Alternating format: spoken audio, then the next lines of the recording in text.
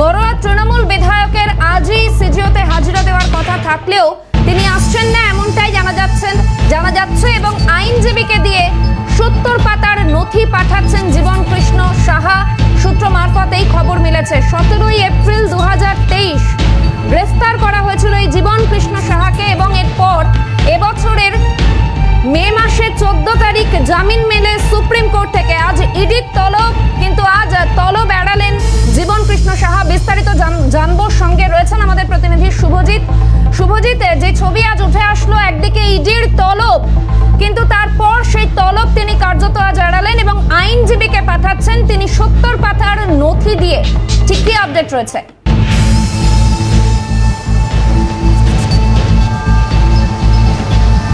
দেখো, নিয়োগ দুর্নীতি মামলায় মূলত জীবন কৃষ্ণ সাহা বড়োয়ার বিধায়ক, মুর্শিদাবাদের বড়োয়ার বিধায়ক, তিনি তাকে এই নিয়োগ দুর্নীতি মামলা অর্থাৎ নবম দশম যে মামলা রয়েছে সেই মামলায় মূলত তাকে ডেকে পাঠিয়েছেন এনফোর্সমেন্ট ডিরেক্টরেটের আধিকারিকরা।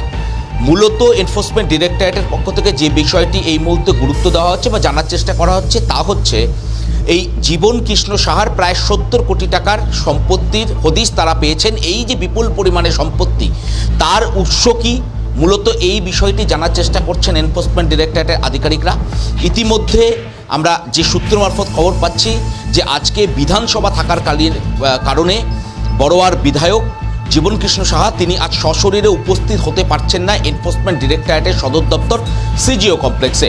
অন্যদিকে তিনি তার আইনজীবী মারফত প্রায় 70 পাতার নথি, যে নথি তার কাছ থেকে এনফোর্সমেন্ট ডিরেক্টরেটের আধিকারিকরা চেয়ে পাঠিয়েছিলেন, সেই নথি তিনি পাঠিয়ে দেবেন বলেই ঠিক করেছেন। ইতিমধ্যে আইনজীবীর সঙ্গে তিনি আলোচনা করেছেন। আইনজীবী মারফত সেই নথি সিজিও কমপ্লেক্সে এসে পৌঁছবে। আজ সকাল 11টার মধ্যে এনফোর্সমেন্ট ডিরেক্টরেটের পক্ষ থেকে বড়োয়ার বিধায়ক জীবন কৃষ্ণ সাহাকে এখানে অর্থাৎ এই সিজিও কমপ্লেক্সে এসে হাজিরা দেওয়ার নির্দেশ দেওয়া হয়েছিল। এখনও ঘড়ির কাঁটায় সবেমাত্র 10টা বেজেছে। 11টা পর্যন্ত অর্থাৎ আরও 1 ঘন্টা সময় রয়েছে। এই 1 ঘন্টা সময়ের মধ্যে সশরীরে জীবন কৃষ্ণ সাহা তিনি আসছেন কিনা সেটা একদিকে যেরকম দেখার রয়েছে, অন্যদিকে যেটা সূত্র মারফত খবর পাওয়া যাচ্ছে তিনি কিন্তু আজকে আসছেন না। আইনজীবী মারফত 70 পাতার যে নথি, সেই নথি তিনি পৌঁছে দেবেন এনফোর্সমেন্ট ডিরেক্টরেটের আধিকারিকদের হাতে। অন্যদিকে তোমাকে জানাবো যে এনফোর্সমেন্ট ডিরেক্টরেটের পক্ষ থেকে এই মুহূর্তে এই নিয়োগ দুর্নীতি মামলায় জীবন কৃষ্ণ সাহার যে সম্পত্তি, সে সম্পত্তির ওপর তারা নজর রাখছেন। কিভাবে জীবন কৃষ্ণ সাহার ফুলে ফেঁপে ওঠা বা তার যে 70 কোটি টাকার সম্পত্তি হদিশ ইতিমধ্যে তারা পেয়েছেন, সেই 70 কোটি টাকার সম্পত্তি কিভাবে সে তৈরি করেছে, কোনো ব্যবসায়িক কোনো ব্যবসা রয়েছে কিনা, পারিবারিক কোনো ব্যবসা ছিল কিনা, এবং তার একাধিক নথি তারা চেয়ে পাঠিয়েছেন। ইতিমধ্যে জীবন কৃষ্ণ সাহা সে এখনও এসে পৌঁছয়নি, এখনও 1 ঘন্টা সময় রয়েছে।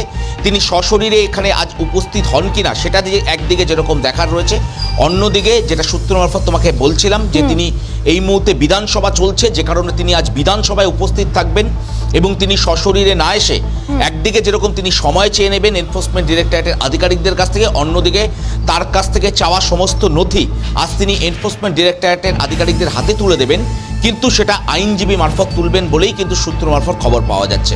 বেশ, ধন্যবাদ শুভজিৎ। একেবারেই অবশ্যই ঘড়ির কাঁটা 11টা বাজলেই আমাদের অবশ্যই সেদিকে আবারও নজর থাকবে যে জীবন কৃষ্ণ যান কি না সিজিও কমপ্লেক্সে, সেদিকে তো অবশ্যই আমাদের নজর থাকবে। আপাতত জানা যাচ্ছে সূত্র মারফত যে খবর মিলছে, আইনজীবীর হাতে 70 পাতার নথি তিনি পাঠাচ্ছেন। এই মুহূর্তে দেখে নেব ঠিক এই বিষয়ে কি বলেছেন তৃণমূল নেতা জয়প্রকাশ মজুমদার। খবরই ছিল এতদিন জীবন সাহা কিছু না হলে বোধহয় বছর দেড়েক কাস্টোডিতে ছিল। তারপর সুপ্রিম কোর্ট বেল দিয়েছে, সঙ্গে সঙ্গে ওপর থেকে অমিত শাহ, মোদি এরা বলেছে কি হলো, পশ্চিমবঙ্গের একজন দেখলাম যে জাল ছিঁড়ে বেরিয়ে গেল, সুপ্রিম কোর্ট থেকে বেল পেয়ে গেল, বলে স্যার দেখছি আবার একটা নতুন কেস লাগাচ্ছি। কেন্দ্রীয় তদন্তকারী সংস্থা সম্পূর্ণভাবে বিজেপির নির্দেশে এটা কাজ করছে, বিজেপির শাখা সংগঠন হিসেবে। একেবারে জয়প্রকাশ মজুমদারের বক্তব্য আপনাদের ইতিমধ্যেই শোনালাম। এই বিষয় নিয়ে আমরা আলোচনা এগিয়ে নিয়ে যাব।